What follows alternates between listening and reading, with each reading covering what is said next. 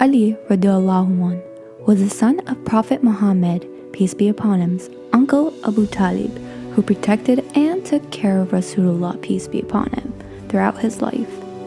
He was born after Rasulullah, peace be upon him, married Khadija radiallahu anh and left Abu Talib's house. When Ali radiallahu anh was 5 years old, his community was facing famine and economic problems. Abu Talib's family, like everyone else in the community, was no stranger to these issues. This upset Rasulullah, peace be upon him, greatly, moving him to try to find a solution. One day he went to visit his other uncle, Abbas, and proposed to him that they help Abu Talib's family together by taking on some of their problems.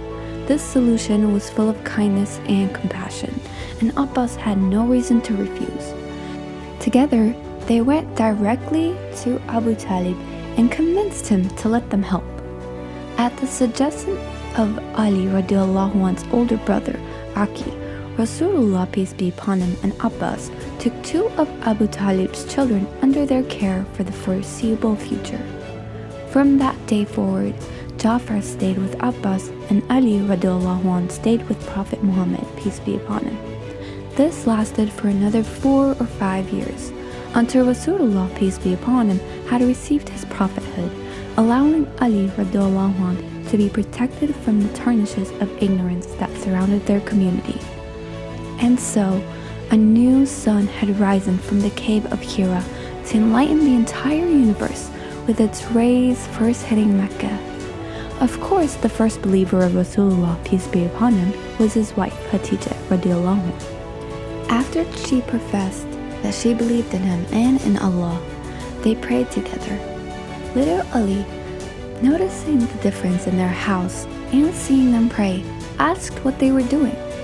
Prophet Muhammad, peace be upon him, sat him down on his knee and one by one explained what had happened at the cave of Hira and what Rasulullah, peace be upon him's new role was. Ali, who was immediately influenced by his words, had endless faith in Prophet Muhammad, peace be upon him. Regardless, he thought that this was too big of a decision to make without consulting his father. However, Rasulullah, peace be upon him, told him that no one could know any of this just yet. Ali thought long and hard that night and made a definite decision that he did not need to consult his father for this.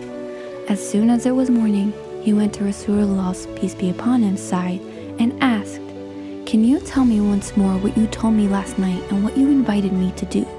Prophet Muhammad, peace be upon him, sat him down next to him and invited him to repeat the Shahadah.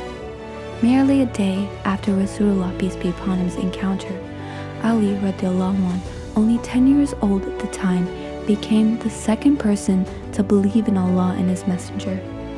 Days later, Abu Talib noticed a difference in his son and asked what the reason for this was. Ali radiallahu anh told him that something had happened. And Abu Talib, whose trust in his nephew knew no limits, said, "Without a doubt, he is inviting you to a good place. Walk without hesitation and never leave his side." If you like this video, please don't forget to subscribe to our YouTube channel. See you next time.